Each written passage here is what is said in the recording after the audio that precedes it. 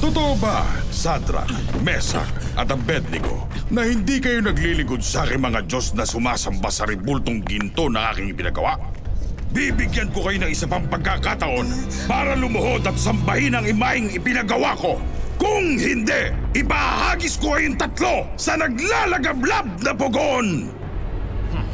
At sinong Diyos ang magliligtas sa inyo sa mga kamay ko?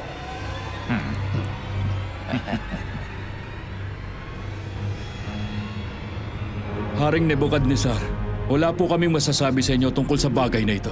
Ang Diyos na aming pinaglilingkuran ang magliligtas sa amin sa naglalagablab na pugon. At ililigtas niya kami mula sa inyong mga kamay.